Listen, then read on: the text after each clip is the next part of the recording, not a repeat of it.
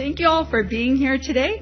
My name is Myra Beers, and I'm Director of Strategy for the Center for Leadership, and we're just delighted that you have taken this time to come to FIU and to come hear this lecture that we have prepared for you. It's part of our mission at the center is to disseminate leadership learning across many disciplines and across many audiences. And so we established the leadership lectures in 2011. And since that time, we've brought more than 20 world-renowned speakers to this campus to share their insights into leadership from the academic side and from the practical side with our students and with our friends and with our faculty. We are also very privileged today to have the sponsorship of Mercantile Commerce Bank. They usually do this part of the introduction, but they couldn't be with us this morning. But for the last 3 years, Mercantile Commerce Bank has been our sponsor for the leadership lectures and just a really outstanding partner with us. We're also very delighted today to have a few very special people in the audience. I want to take a minute to recognize them. In the front row here, we have some very, very special people to Professor Ibarra. Her mother, Herminia Ibarra, is here in the front row. Welcome. Her sisters, Martha and Sylvia, are also in the front row. They're FIU graduates, by the way, very proud to be.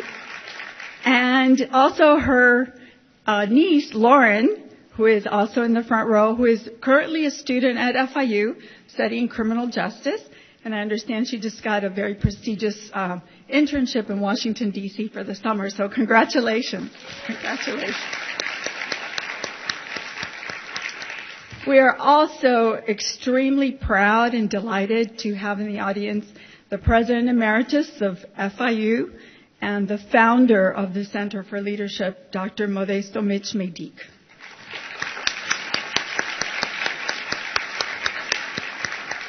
And a dear friend of the center, Dr. Jose de la Torre, who is the Dean Emeritus of the Graduate School of Business here at FIU, and we're very delighted that you're here today.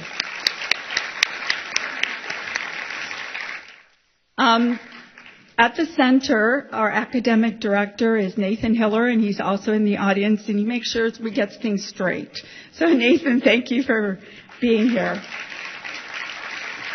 And it is now my pleasure to introduce the chairman of our Board of Advisors for the Center for Leadership and a dear friend of the center and of FIU, Mr. Manny Gonzalez.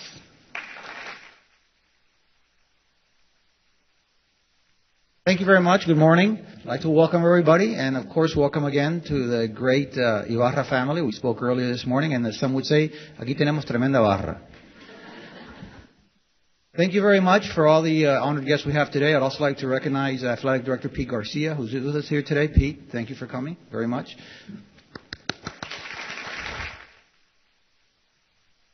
And, of course, a special welcome to Dr. Modesto A. Mitch Medic, President Emeritus of FIU, whose name you see on the front of the campus. Again, thank you for all the great leadership you've done, Dr. Medic.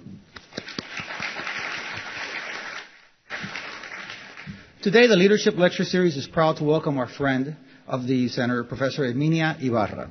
Professor Herminia Ibarra is the Cora Chaired Professor of Leadership and Learning and Professor of Organizational Behavior at INSEAD. Prior to joining INSEAD, she served on the Harvard Business School faculty for 13 years, which is quite an assignment. She is Vice Chair of the World Economic Forum's Global Council on Women's Empowerment and also chairs the Visiting Committee of the Harvard Business School.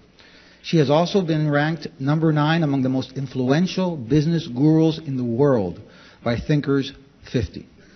She is an expert on professional leadership development and has numerous articles published in leading journals, including the Harvard Business Review, Administrative Science Quarterly, Academy of Management Journal, and Organizational Science. Her research has been profiled in a wide range of media, including the New York Times, the Wall Street Journal, and also the Financial Times and The Economist. She teaches in a variety of INSEAD programs and also consults internationally on talent management, leadership development, and also women's careers. A native of Cuba, Professor Ibarra received her MA and PhD from Yale University, where she was a National Science Fellow. We are honored to have her here with us today. Please join me in welcoming Professor Herminia Ibarra.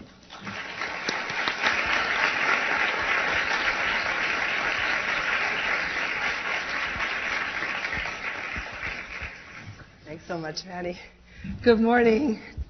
Thank you so much for being here at this time. I have to tell you, it is exciting and more nerve-wracking than in any other context to be launching your book in your hometown with all of your friends and family, people I went to high school with, cousins, everybody. And so it's a rare occasion for me, and it's one that's a lot of fun.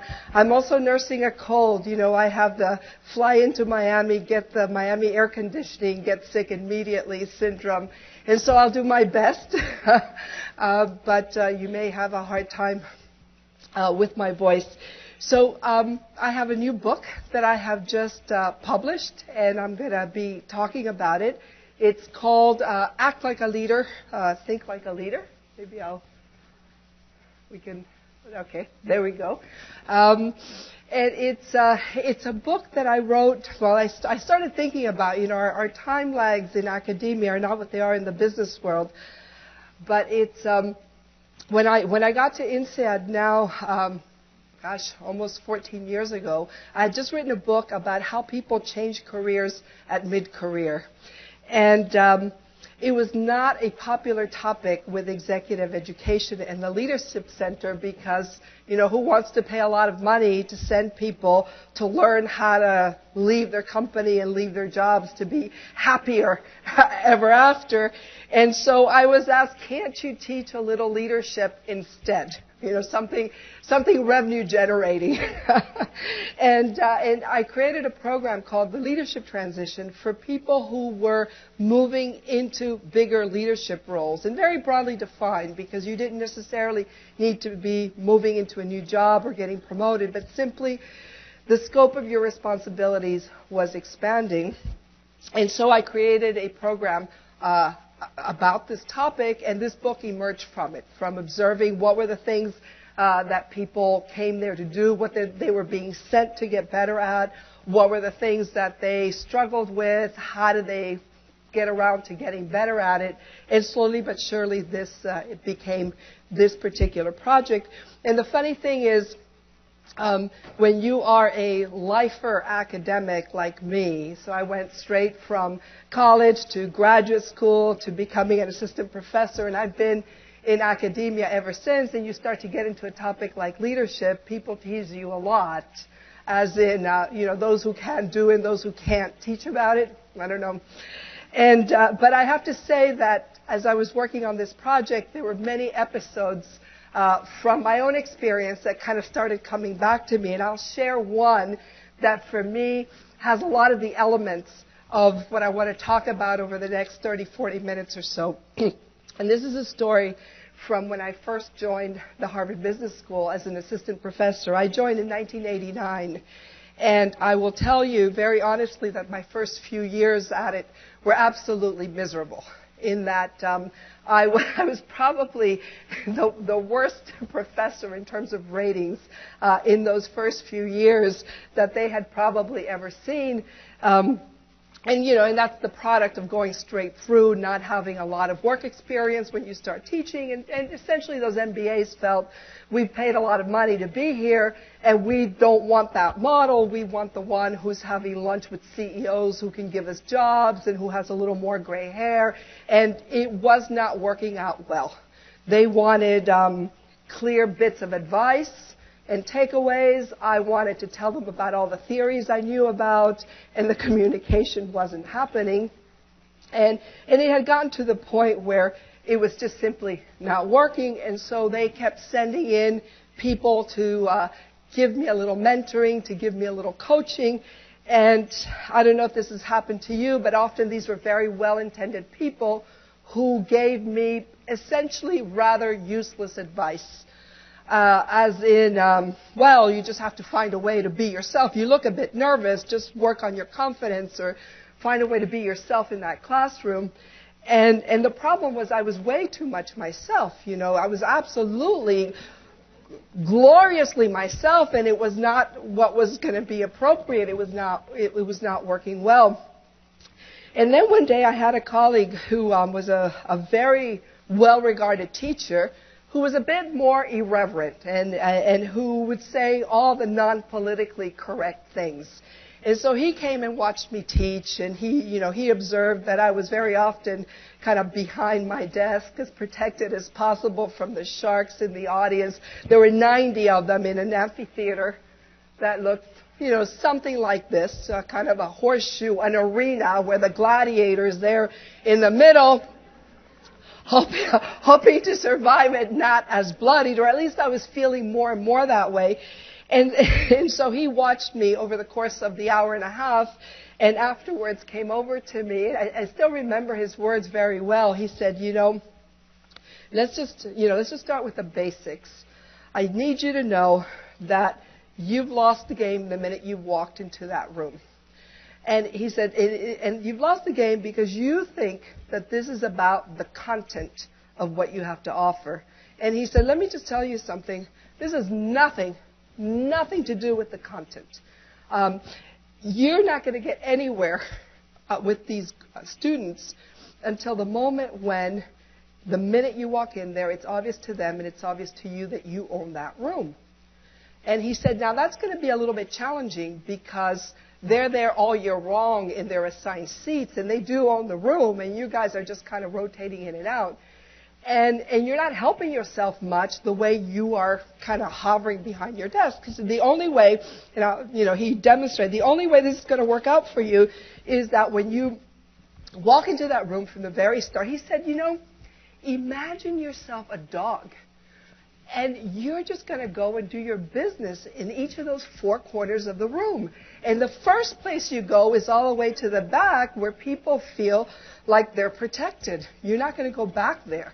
You're not going to see what they're doing. You're not going to be able to know. See, she's taking notes. We've got a good student here. Normally you would be up in the front row. Here's another, a good student. Normally in the back seat, they're eating candy, they're kind of hiding the brownie, they've got the Wall Street Journal, of course today they've got the electronic devices. You go back there and you make it very clear that you will see everything that they're doing if they've highlighted the case study. Don't close your notebook. Don't be afraid of them, by the way. Just get close, get personal, say hello, speak in their ear, make sure that they understand that they have a special personal relationship with you, each and every single one. Don't be afraid to even walk into those middle rows, kind of squeeze in, come around, get up close, talk in their face, make friends, kind of hook people up. Whatever it is that you need to know, you know what, maybe you might get hungry. I don't know. There, you see somebody who's got some food. Take it, eat it, have a drink, and only then will they start to figure out that it is your room and not their room. Because once you've got that, then we can start talking about the rest. Okay? Until you have that, just don't try anything else. It was kind of a horrifying idea. Some of you are nodding your heads. Some of you are shaking your heads. What did I sign up for? What is she talking about? But I was desperate enough to try it, you see. And I can't tell you that it worked out for me right away because it didn't. And I remember that year I still had some pretty mixed feedback about my getting up close and personal. But over time, it just completely changed the equation. It changed my view of what I was there to do. Because, before that, I felt I have a serious job. This is not entertainment. This is not, I had a colleague, in the same group as me, one of my peers, who used to teach the same course with me, doing Elvis impersonations, in which he would leap onto the desk and do his Elvis impersonations. Now, how can you go up against that? But I felt very strongly that this was serious stuff, and, you don't need to dumb it down. You don't need to provide cheap entertainment. This is Harvard Business School. Well, of course, they weren't paying attention because they were not engaged. They were not amused. And it was also just creating a distance. I didn't have a relationship with them. We could have a conversation about what they needed, about what they wanted.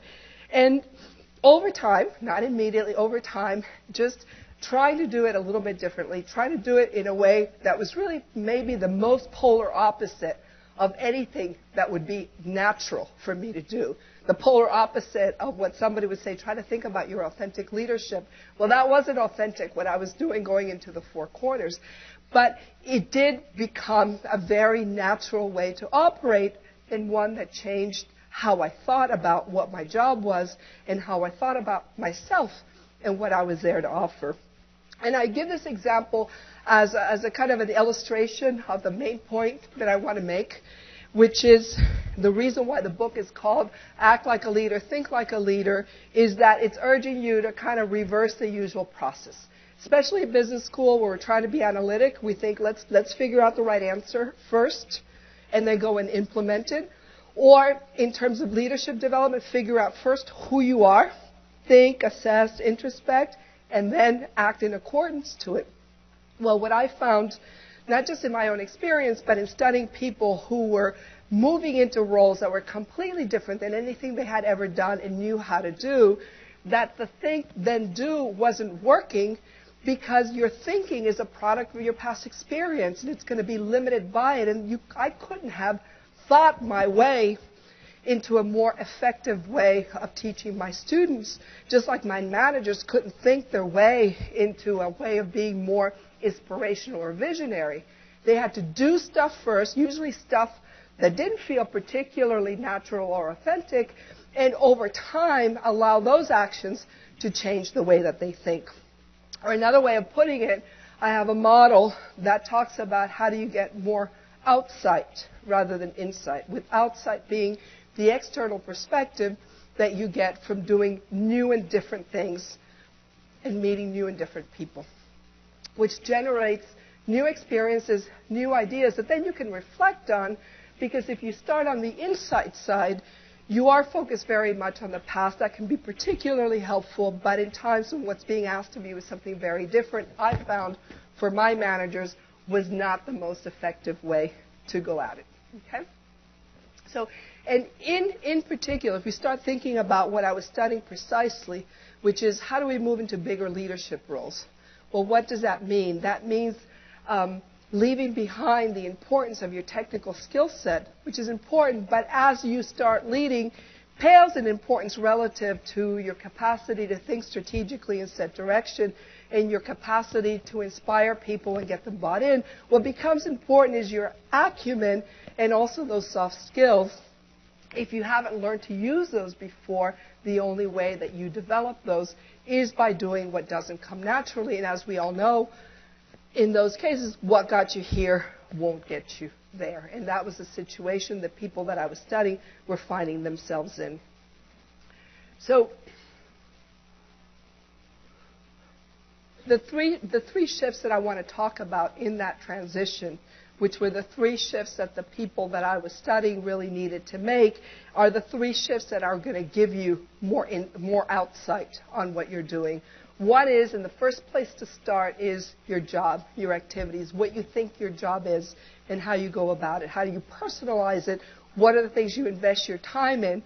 And I'm going to talk about shifting from a way of doing your job that's very operational, that's focused on the stuff, just like I was focused on the material that my students needed to get, to a view of your job as more strategic, as setting direction, as thinking about what are the trends and how do those inform what you're doing, from a view of your network. And I'm going to talk a good bit about networks because our networks are the resource we use for everything, for information, for support, for persuasion, for ideas, for jobs. And we often underestimate their importance. But one of the big shifts that people had to make that really affected how they saw their jobs and what they were able to do had to do with making a shift from working primarily within an operational network that allowed them to get today's job done to what I call a strategic network that's much more external and that's much more focused on what do I need to do tomorrow and how do I move into the future. So I'll talk about how to shift your network to get much more, the way you get outside that allows you to set direction, to be more visionary, to be more future-facing, to be much more able to see the trends and to get some strategic foresight. The tool is your network. And the third shift has to do with ourselves And here what I like to talk about is how can we be a little bit more playful with our sense of who we are so it's not so threatening to move beyond a style and a way of adding value that has always defined us in the past. Okay? Those are the three things I want to touch on, and then we'll open it up for questions. And I do apologize about my voice. So I'm going to start with the job first because that is what affects us most. Our daily activities, what we invest our time in. And I'll share first some data from a colleague of mine at INSEAD who surveys his executives on how they spend their time in their jobs. Actually, the way most of us spend our time in our jobs is in meetings and in travel. But after that, he was asking, how do you spend your time? Do you spend it doing stuff? Do you spend it mobilizing people? Do you spend it strategizing? Or do you spend it kind of what he called architecting, which is setting up processes and systems? What do you think people said primarily? How do they mostly spend their time? Doing. And in this program, they were C-suite level executives. And even at that level, they were estimating that they were spending most of their time doing stuff. The second afterwards was mobilizing people, which is going around selling your ideas. Can I get your support? Here's what we're trying to do. What do you think? These C-suite executives, and study after study shows us we do not devote nearly enough time to what is necessary for strategic thinking. All of them were saying we're not devoting enough time to any kind of strategizing, and even less so to putting in place processes and systems that would allow you not to have your hand in every pot, that would allow you not to have to micromanage everything, let's put it this way. So the problem of how we allocate our time is a huge one, and part of it is that particularly early on in your careers, when you're not doing stuff, you think that you're not doing anything. And this, I found this gem 2 days ago in the newspaper, and so here it is for you to enjoy. One of my employees keeps embellishing his accomplishments. If he works in engineering, fire him. If he works in marketing, promote him. He doesn't work at all. Sounds like you have a leader on your hands, right? So for many of us, it's funny because for many of us, this leadership stuff is not doing anything. And many of us internalize it. And what happens is you get what I call a competency trap. And a competency trap is when you keep investing most of your time in what you've done well and has been rewarded in the past to the point that it becomes dysfunctional. And it's very human nature. It's very insidious. Think about yourself for yourself, what those can be. But a competency trap happens when you're good at something, so you do it more. You do it more, you get rewarded for it, you're better at it, so you enjoy it more. The more you enjoy it, the more you want to do it. So it's a cycle of you do it, you're good at it, you enjoy it, you do more of it. But what happened, and it's the same, by the way, for organizations. This is how organizations get caught blindsided when there's a new technology, when there's a new player on the horizon, and they're left with the old technology and absolutely helpless with regard to the advance of the new, because they've become so good at doing one thing, they have not invested in the things they're not as good at. The opportunity cost is way too high, but it comes to a point when they're caught with one set of very well-developed muscles and one set of atrophied muscles that gets them into trouble. Most of the time, for the people that I study, that competency trap had to do with their functional expertise. That's what they were good at. That's what made them feel confident. That's what they were rewarded for. And so all the other stuff was never off the top of the priority list until they got to the point where that was keeping them from either having impact or for getting promoted. One of the ways a competency trap affects people as they're stepping up is it focuses them very internally in their group, in their function. And so even when they're not just doing it themselves, what they do is work as what I call a hub role. A hub role is all the roads lead to you. You're at the center of the group. You're very concerned at this point with the management of it, the morale of the group, setting goals, having the right people in there, putting the right processes. But what you fail to do is recognize that where you can add the most value is in what I call a bridge role, where you are the ambassador, the link pin, the boundary spanner that connects your group to the outside world, to the information outside of it, to the trends, to the information, excuse me, the resources, the financing, the talent. Managers, and there's been a huge number of studies on this, managers who manage to position themselves as that kind of boundary keeper between their group and the rest of the world, as the connector, have teams that outperform the ones that are being run by hubs. Because when you have a hub, you can have a very smoothly functioning group working on the wrong thing, or working on something that fails to be funded, or working on something that fails to adapt. So one of the big ways. The other drawback to the hub syndrome is that then how do you become what has become probably the most prized leadership characteristic of all, which is the capacity to have a vision, to look into the future, to set a direction, to understand which way to go given what's going on outside. Well, if you are nose to the grindstone in your silo, in your function, in your team, it's very hard to be visionary. You're not going to have divine inspiration.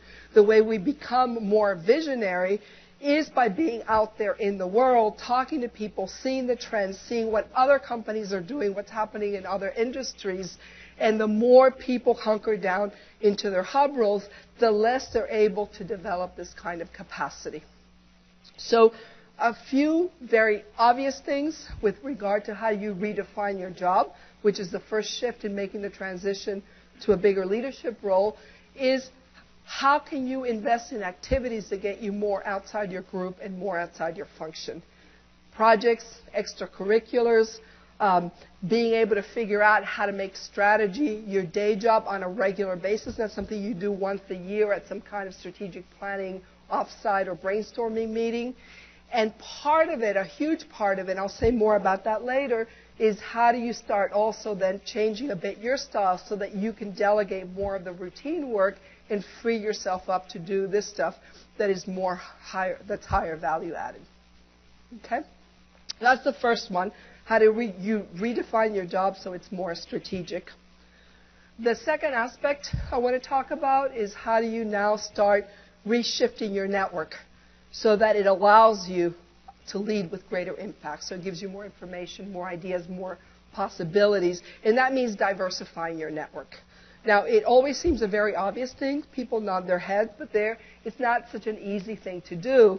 And to show you why, I want to talk to you about some studies that have been done in social psychology, actually about 50 years worth. So there's a lot of evidence about what is it that really drives the interpersonal chemistry and dynamics that are behind developing networks. Because networks are discretionary. Networks aren't just, who do you have to talk to in terms of the formal requirements of your job. Networks are about who do you spend additional time with, who do you go to first, who do you ask for information first, who are you going to expedite matters for, the more informal mechanism. So anyway, this is I call this network trivia. This is based on a set of studies that I find especially interesting that were done looking at what makes people click in interpersonal relationships, and that is part of what will make people actually invest time and sustain it. So I'm going to ask you what you think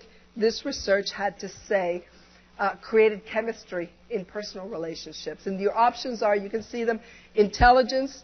Attractiveness isn't just physical beauty. It's part of it, but it also includes charisma, magnet, anything that attracts people to you.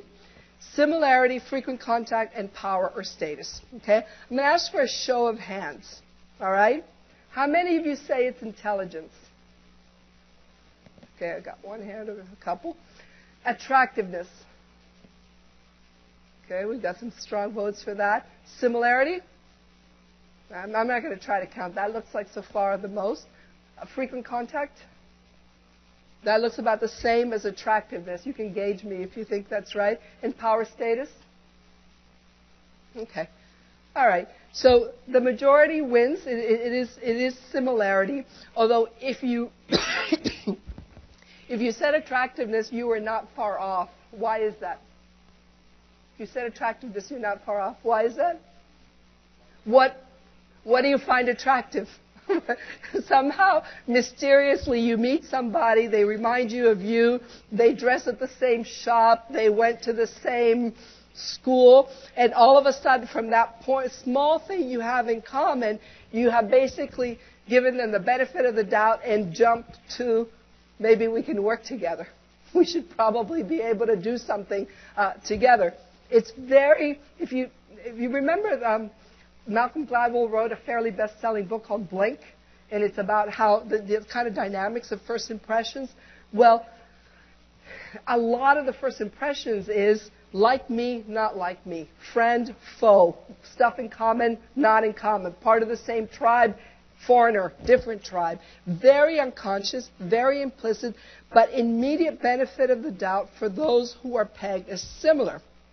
And so what these studies really show, and kind of boil down to the essence, is that as human beings, we are essentially narcissistic, as can be. And anything that reminds us of us actually will go the mile, gets the benefit of the doubt. At INSEAD, this will make you smile, Jose, we're so proud of our international diversity. We're in France, but the French are maybe 13% of the MBA. There's no national majority that is allowed, right? And everybody thinks that's fantastic. But then you go to the cafeteria and see how people are eating lunch or eating dinner. What do you think you see? Groups from the same countries who speak the same languages, right? Similarity, when it comes to, now we're done with work, now we're having fun, or now we're speaking candidly, similarity wins out all the time because we are narcissistic. And it gets worse than that because the second next determinant of chemistry in personal relationships is frequent contact. So not only are we narcissistic, we're also lazy. Narcissistic and lazy. So whoever is easy to get, because we're busy, right? Why don't we have better networks? We don't have better networks because we're busy, right? There's not a lot of time. So what happens when you don't have time? Whoever you're bumping into at work because they're in the same hallway, or their office is next to yours, or they go eat at the same place, or they go to the same health club, so you bump into them there. That's where you're getting your information. It's not because it's the right person or because you two have so much to offer each other. No, it's because it's either narcissistic, they went to the same school as you, or you're lazy, they're convenient, they're there. It's a horrifying way to summarize 50 years of social psychology, but it's true. That's how we are.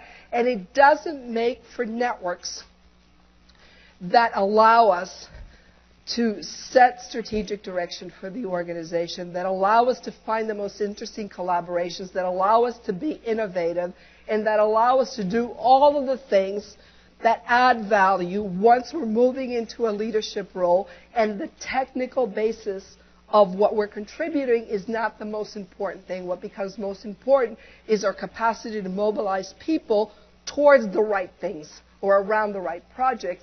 And then the narcissistic and lazy syndrome really gets us into trouble.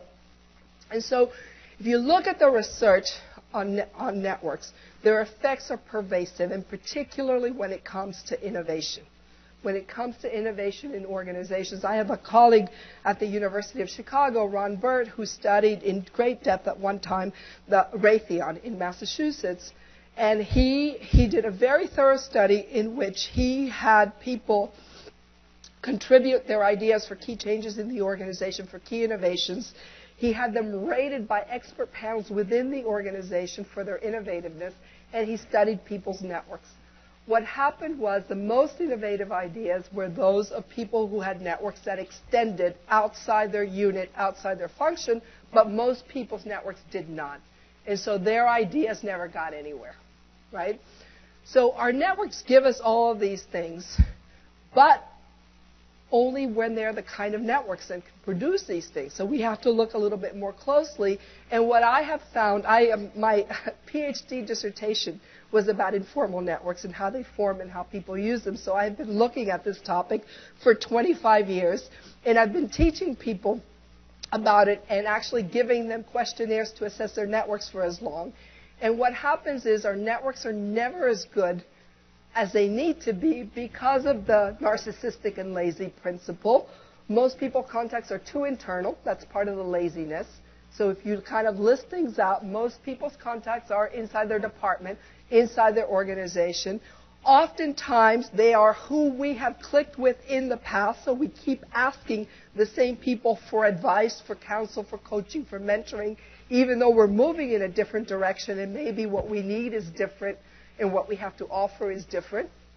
And then, of course, we are lazy. We have more urgent things to do. That report is due. What payoff am I going to get out of going to that event or that extra lunch or just kind of walking around, being available to talk to people, which is the only way you actually end up finding out what's really going on. And like leadership, oftentimes we don't think networking is real work. It kind of takes time away from the real stuff that we have to do. Some people also feel that it's highly instrumental and manipulative and feel that very, very strongly. So there's lots of reasons we often don't invest the time and energy in one of the things that is probably the strongest tool we have for improving our leadership. In my classes, I often ask people on a scale of 1 to 5, how important is having a good network to your leadership? And people tend to rate it 4 and 5. And then I ask them, how good is your network? And they rate it 2 and 3. And the reason for the gap is all of these different things that have to do with it. It wasn't my path to success in the past, and so I'm neglecting its importance today. Okay. So what I've found in my research, and this isn't just for the book, this is really 25 years of research, is that the networks that really help us be innovative, set direction, get our ideas sold to other people, because if we think about what leadership is about, it is getting the cooperation of people, most of whom we have no direct control over, right? So getting our ideas sold, making sure that we're moving in the right direction, getting perspective, having a sounding board for ideas. The networks that get us this have 3 characteristics. I call them the BCDs to keep it simple: breadth, connectivity, and dynamism. And I'm just going to say a couple things about each of these. Okay? You're being very well behaved. I didn't invite questions, but I didn't see anybody actually raising their hands either. We'll be going to questions very soon. So breadth has to do with what we've just been talking about, the opposite of narcissistic and lazy. And the key things are really being able to have serious relationships outside whatever you do, outside your specialty, outside your function, outside your business unit, outside your department, outside your organization. I measure this all the time in the executives I teach. By and large, our networks are pretty internal. It has some advantages. It has big disadvantages. I don't think I need to tell you why. Another aspect of breadth has to do with levels. Most of us tend to talk to our boss, maybe a couple senior people, maybe a couple of our juniors, and not a lot of breadth. We always have blind spots. Some people do not have a network that has enough peers, for example, so they can't really compare what's going on. It really depends on your stage of career, what it is that you're doing. There are times when we really lack the senior management, especially a couple levels above when we're trying to get promoted. But by and large, you really need to have a network that's quite broad, that's diversified, and that's a much better network than one that has access to all the senior, prestigious, high-profile people in your area. Because to the extent that you have a network that's diversified, then you have more to offer to other people. You are more valuable because you have information and perspective that they can't get anywhere else. Right. So that's breadth. Connectivity, just to say a couple words about that, has to do with how far out you can reach, the kind of almost the 6 degrees of separation principle. So not just what kind of relationships do I have with a diverse set of people, but how far can I go through those people, like the principle of LinkedIn. So through my contacts, I can reach and access very different social worlds. And the idea of this came from a very ingenious study that was done in the 1970s at Harvard in the sociology department by a guy named Mark Granovetter, who studied how people got jobs. And he found, what won't surprise you now, that people got jobs through personal contacts. They didn't get jobs through HR, and they didn't get jobs I guess if you're a CEO, you get a job through a headhunter. But by and large, we get jobs through information we get through personal contacts. And by the way, the more experienced we become, not to say older, the more that is the case. The more we get our jobs through personal contacts. But what he found that was very interesting was that these personal contacts were not close friends, families, close colleagues. But it was people who they didn't see very often or didn't know very well, more distant acquaintances. The study was called The Strength of Weak Ties. Malcolm Gladwell also wrote about that. He wrote about all the interesting studies in our field. And the reason for that wasn't that the people who know you well don't want to help you or know all your fatal flaws and therefore are a little bit more cautious. Right? That's always everybody's hypothesis.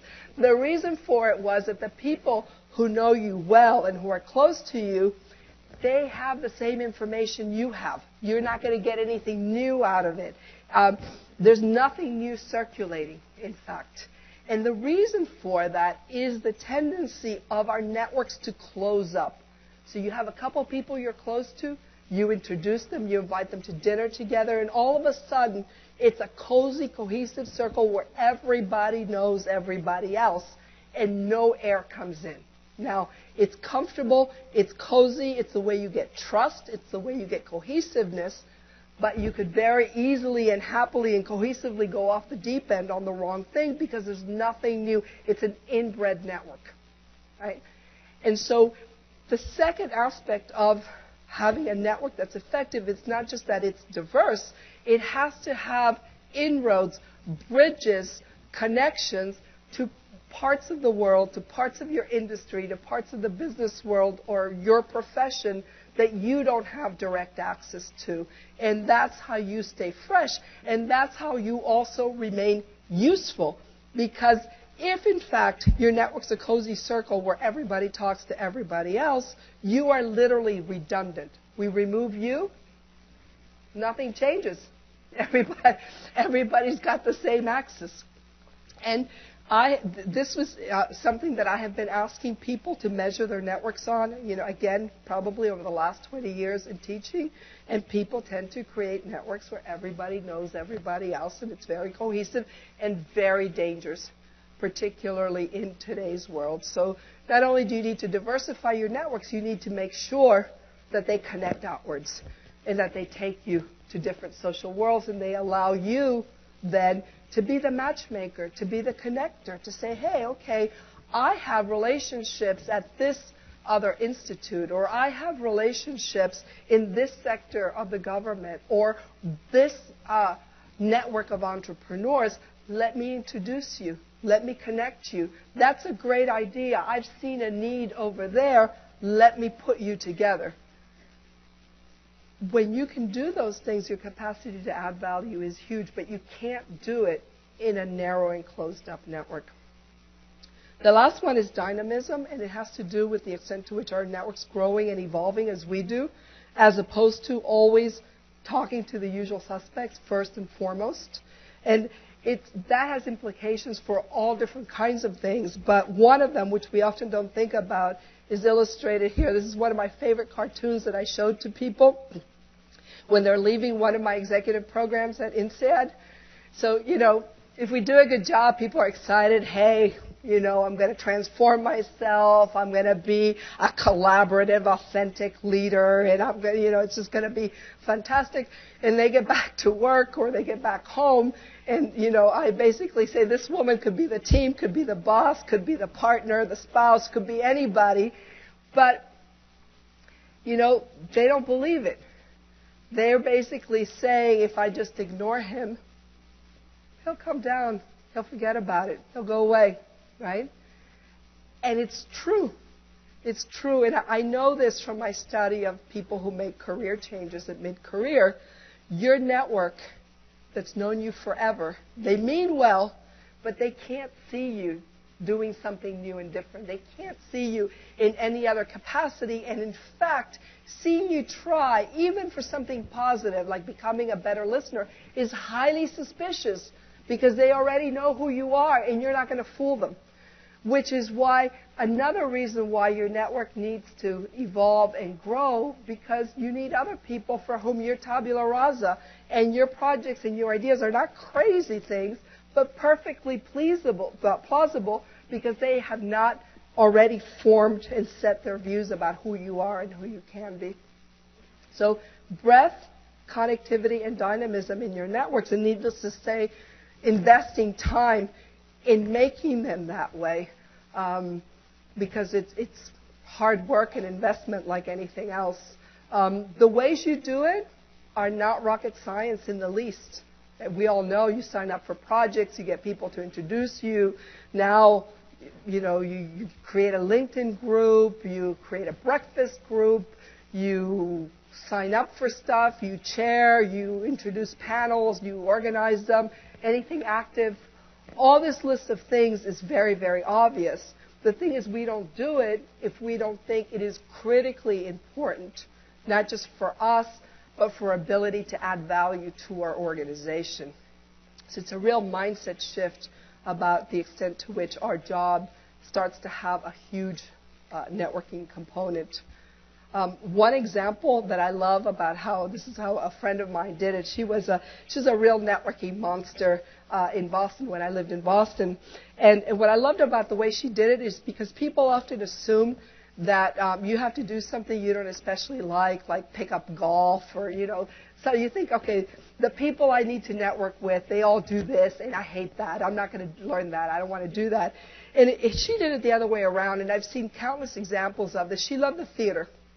I never had time. She was an investment banker in Boston. And so one day she decided, I'm fed up with missing all the plays that I want to see. She got her assistant to buy blocks of tickets 4 times a year to the stuff she wanted to see, and she organized this thing. It took some organizing the first time around, but after that it almost ran on its own.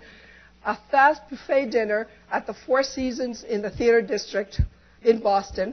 It was like a 1-hour fast dinner, complete schmooze fest, people doing deals, exchanging cards. What happened was very quickly it became a kind of a not to miss event, particularly if you were tied to the tech community in Boston, which was the area that she followed for the bank.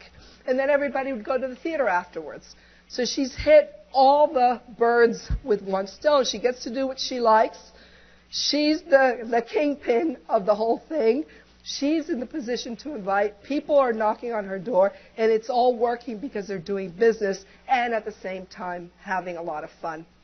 So just one example to inspire. The last one I want to talk about is just one more, and then I'll open it up for questions. It can be a little bit of the trickiest one, which is how do we start to redefine ourselves? And it's much more than your leadership style. It's really yourself, your identity, how you define yourself. And my idea here is how can we be a little bit more playful with that? Because I think that the whole leadership industry has made us be a bit too serious. Like, what's your Myers-Briggs type? And what's your authentic leadership? And do you know your purpose? Well, sometimes we don't.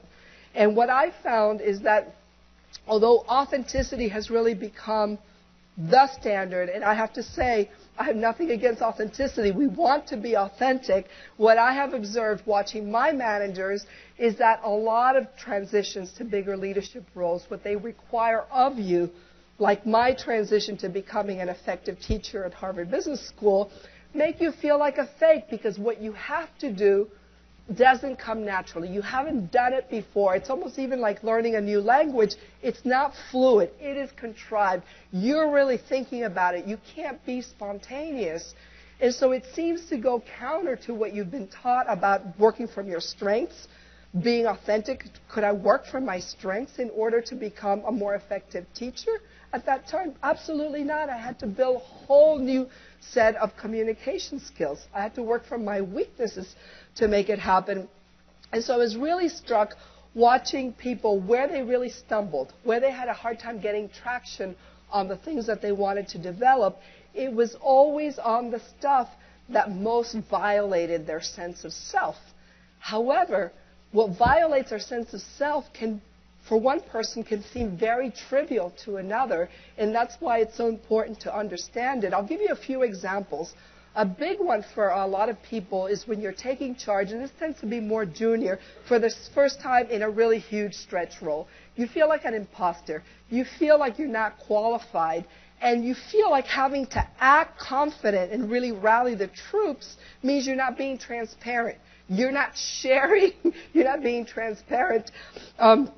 This is from an example of a woman at HP who I met. The first time she took on one of these roles, she felt compelled to tell everybody everything about her fears, about her uncertainties, and of course it undermined her. She didn't, what she concluded is you do not need to wear your heart on your sleeve in order to be an authentic leader. You do not need to divulge everything about you.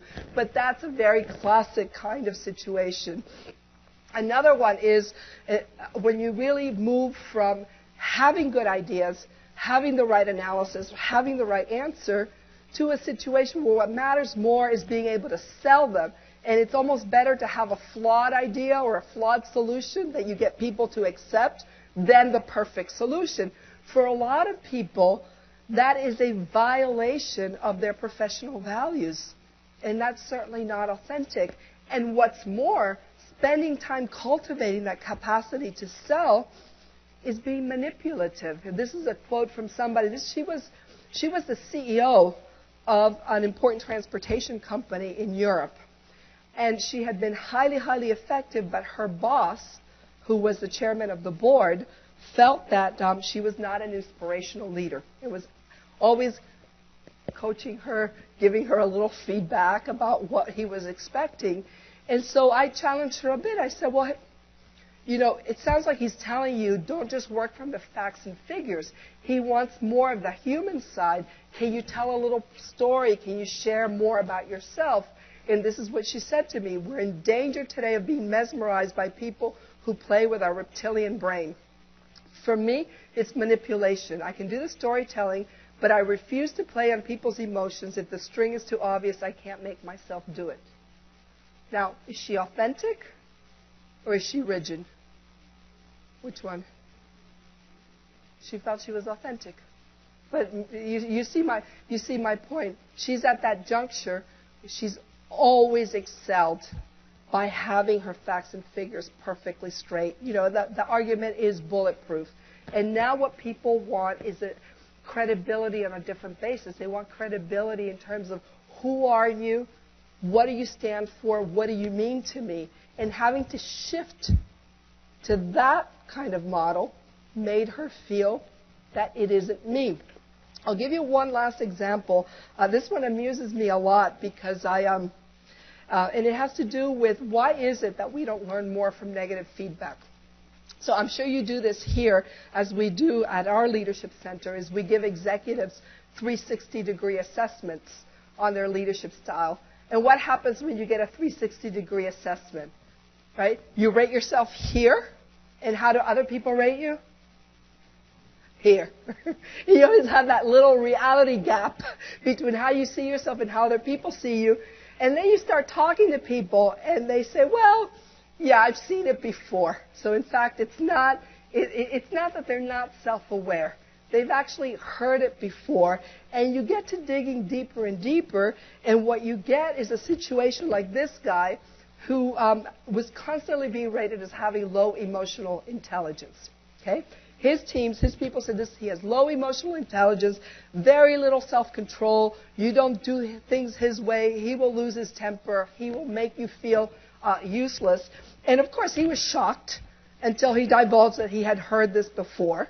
And the more we got to talking, the more I realized that he had a view of himself as a manager that just had a small downside. And so you have to be tough. You have to give people some space, but you also have to be tough. It's kind of contradictory, but for him, the kind of negative reaction he was getting from his people was just a small part of the collateral damage that you have to accept for being a good leader. It was the flip side of what made him fantastic.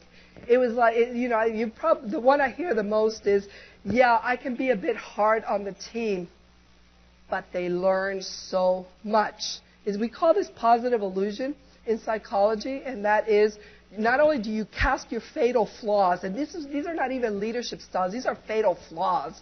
Not only do you cast them in the best light possible, but when there's that really negative part that you can't justify any which way, you just package it as the flip side of what makes you fantastic.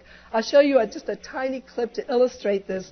For many, many years, one of the centerpieces of my leadership class was a case study about Margaret Thatcher, her rise to power and her spectacular downfall. You know, both were spectacular, the rise and the downfall. And you know, people always talked about her low self-awareness and, you know, how could it possibly be that she just didn't see herself as everybody else did, as a bully who didn't listen, who had fantastic ideas, but was just a steamroller.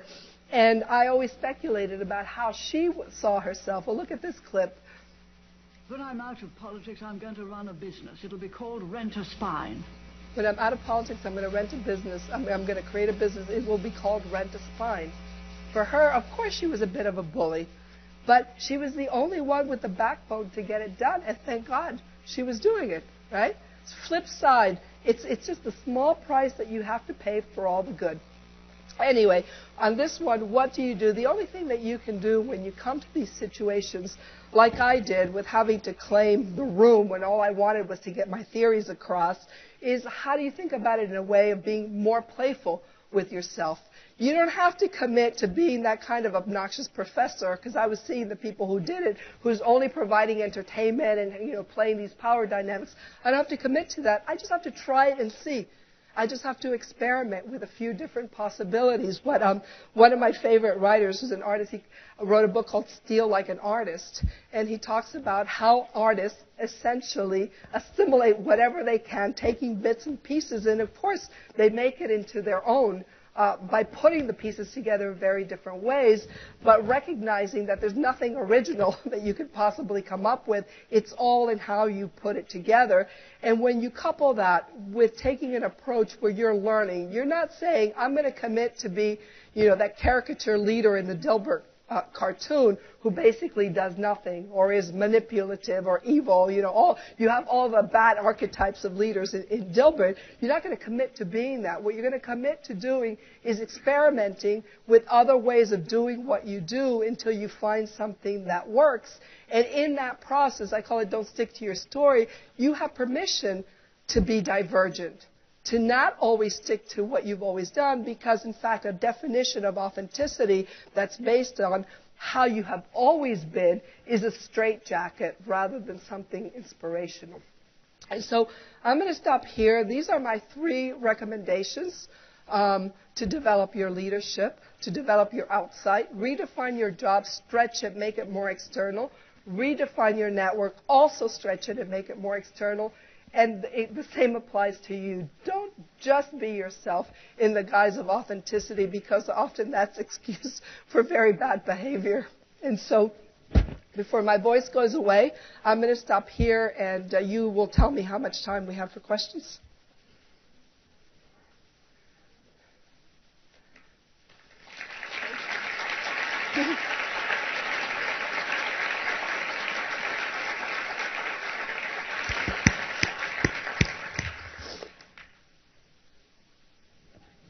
I have a question.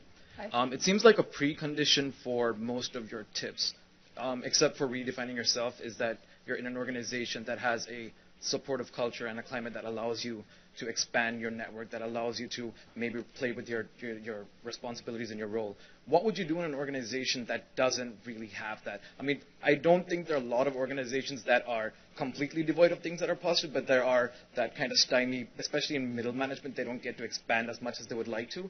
So what would you advise to somebody in that kind of a situation? Well, I think honestly, if you're in that kind of situation, you really need to do those things even more desperately so that you can position yourself to get a job elsewhere. Because the last thing you want is to build a whole career there. Now, I say that somewhat facetiously. Of course, there's limited hours in a day.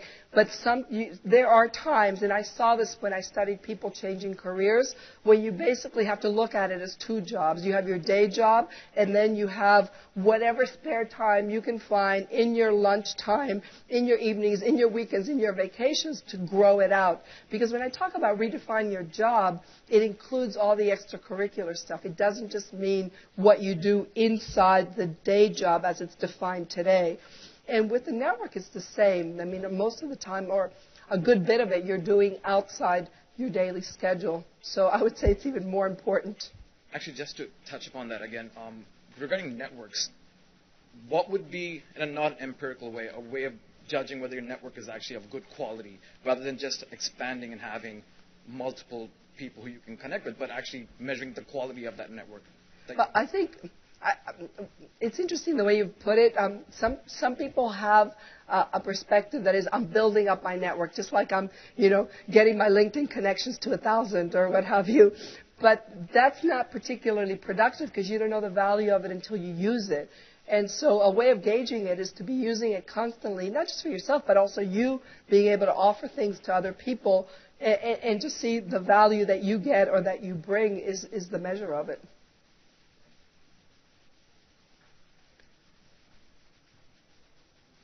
Thank you so much for coming today. Do you want to say your name? I forgot to ask the other person. Do you want to say your name as you ask a question?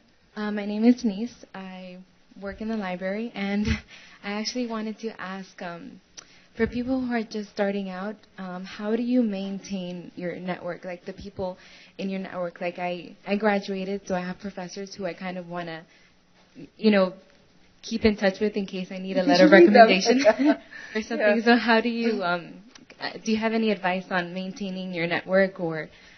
Yeah. So I think that maintaining your network is something that should be fairly natural. So, you don't need to kind of write the once a year, hi professor, remember me, I'm doing good things, bye. Probably if you had enough of a relationship with that professor to ask for a letter of recommendation, they're still going to remember you a couple of years down the line. So if there's natural opportunities to do so, fantastic. But I think we worry too much. I think the important thing is to create the best relationships you can while you're actually doing things with those individuals in class or in a working group or what have you, and just very honestly reaching back out to them when you do need them. Normally you do get a positive answer. That would be my inclination. Thank you. Sure.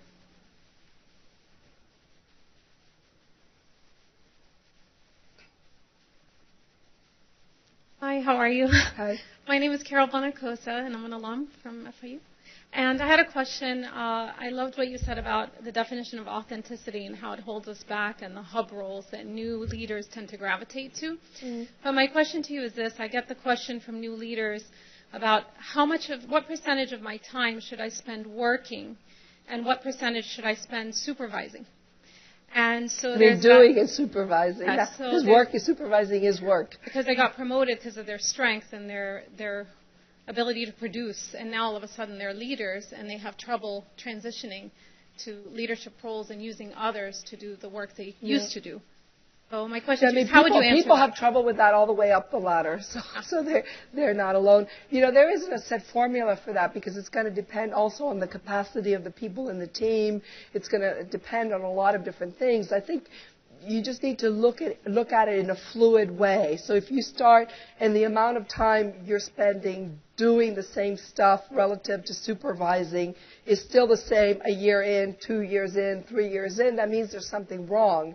And so the only way you get the equation right is by experimenting. But you do get to a point where you're more busy because you are trying to put things in place that you don't know how to do yet. And so you're probably having to kind of catch up and do some of the work that wasn't well delegated. And it's only in trying that out that you come to the right equation for yourself. The key is not to be always doing the same, using the same proportion over time. So if you're uncomfortable, you're doing it right as a leader. A little uncomfortable. Sometimes uncomfortable means you're in the wrong job, or you're. It's not always the indicator, but certainly short-term discomfort is par for the course.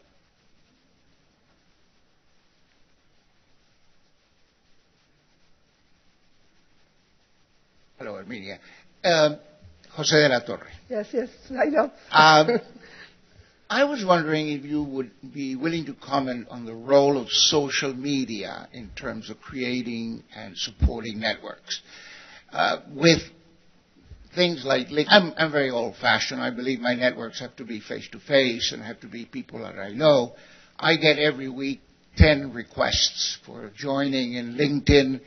Half the people I have never heard of before. I have no idea who they are or how they come to try to ask me to join them. I generally refuse them. I find that sort of network to be very sort of superficial and not really the sort of thing you're talking about. But maybe I'm entirely wrong. So can you comment on the role of social media and how really personal these networks have to be? Thank you. Okay. You're welcome. So unfortunately, I am also the wrong generation to give great detail here. But my view is that the only way that you figure out if it can be useful to you or not is to invest in it, plunge into it, and then come to that conclusion. So I have the same relationship to LinkedIn that you did maybe,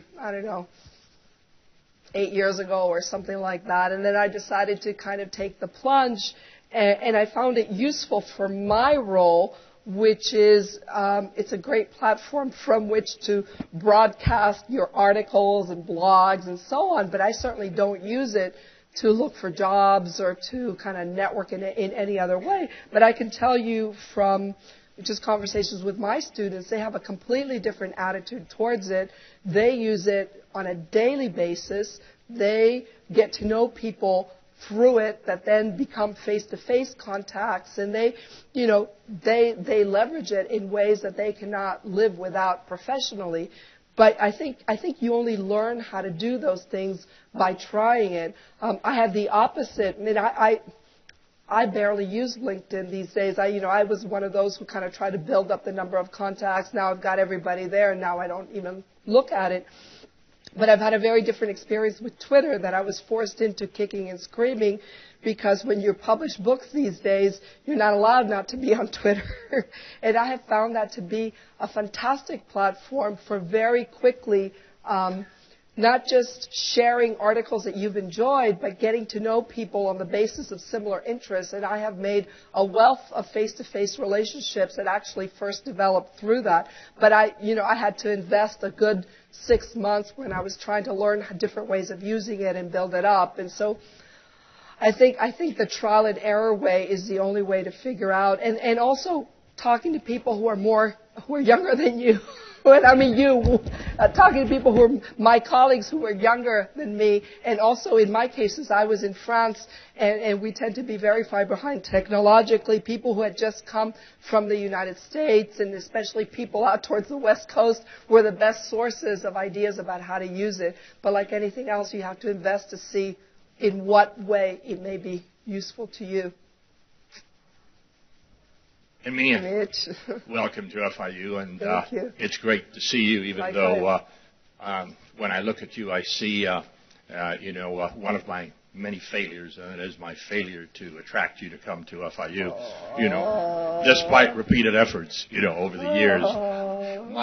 My question is the following. You use the word authenticity in the same way that I use it, and that is being yourself, being genuine, being true to who you are. On the other hand, you said authenticity is the gold standard. I presume that when you use it in that sense, you're referring to the tremendous success that Bill George, who I have tremendous admiration for, uses it. But when Bill George talks about authenticity, I've become a little bit uncomfortable, because to Bill George, authenticity is an umbrella under which he lists all of the good practices of management. And sometimes a good practice of management is not to be authentic. I've been in situations where the authentic me would strangle the other person. And what I said, and I understand we have a difference in view about this. And I am, just very angry about what you have done, as opposed to just jump over the table, at the other person. So I think the whole idea of authenticity is a movement that Bill George has created, which is his, and they're all very solid stuff, his particular views on what makes for good management practice. Exactly. But I do not believe that being authentic is the central, strongest, most powerful, element of leadership. I mean, it is important, but I don't think it is, what you would presume based on reading, his books. Could you comment on that, the use of the word and the umbrella term authenticity? Yeah. No, and I agree with a lot of what you say. See, I think being authentic, first of all, is how different people use it. I agree with you about Bill George. It is not about being yourself. It is about being a good person and a good manager with a set of prescriptions attached that I have always felt are also fairly North American and quite straitjacketing to people from other cultures who I often teach. And so that's one set of definitions. And, the other thing I've argued with that is that it comes with a methodology, and it's a methodology that is also a bit hard for people who don't come from a certain set of cultural norms, because it's a methodology that includes being extraordinarily self-disclosing about very personal things in public, and not everybody is willing to do that. It doesn't have to be the only route to being authentic. So there's authenticity as it's been most prominently defined. Then to your point, which is to say, authenticity includes the worst of us, because if it's who you are, it's the good and the bad, and nobody's advocating for us to just kind of give free rein to our demons. And not only that, sometimes precisely to be a leader is to know what you have to just shoulder yourself and not necessarily disclose, because it only creates anxiety for everybody else. If you look at the definition, it has a lot of different components, and it's impossible to tick all the boxes in a lot of situations of leadership. Being true to yourself. Well, which self? The self I used to be, the self I'm trying to be, the self at home, the self in a role that I'm very comfortable in, the self in a new role that I don't know how to do it. So we have a lot of different selves. Being transparent. Well, being transparent, integrity, yes, but transparency on everything, maybe not. Doing things that feel natural, well, sometimes you need to be outside your comfort zone. So a lot of those aspects are very problematic. Where maybe I disagree slightly, I actually think we don't, is that what is important, people follow people who they believe to be authentic, in the sense of being singular, being themselves, not conforming to what everybody else expecting them to do, sticking to their values, standing for something. I mean, I think all of that set of things is part of what makes a leader attractive, because they stand for something that is them and their ideas, and they kind of walk the talk and embody it. And so in that sense, I think it is important. But I don't think it's a trait that you just have or you don't have. It's something you work for to get to a more maybe evolved and skillful version of everything that you are and can be. I have a follow-up question. I don't see anybody else standing up. But when I sit in an airplane, particularly if I'm flying first class, and I tell people I study leadership, typically have a senior manager, or sometimes a CEO next to me. They ask me, what is the single most important thing about being, a leader? And if I listen to your talk, I got two answers, to that. At one point, you said that vision and being able to create a vision that people can believe in is one. Then at another point, you gave the impression that networking is, the key element that leaders must be good at. Do you have a preference for one of those two, or is there a third thing which is not within the scope of your narrative today that you would mention? And how would you answer that person next to you, in first class? By the way, when I go coach, they ask me, what is leadership? Which is a different kind of question. Yeah. So, if you look at today, all the most popular blogs is like the 5 qualities of successful leaders, the 3 traits, the 5 essences, or whatever. And, people always want you to boil it down, and it's not so simple. But I think boiled down to its essence, it's about having good ideas about what to do, or having judgment about what to do, and then being able to get other people excited and behind it. I mean, those are the two things. And you need networks for both. Networking is a tool. It's not a leadership trait. It's how you get to both the good ideas, the ones that make sense given what's going on in the world, and also how you get people behind them. But it's really those two aspects, I think.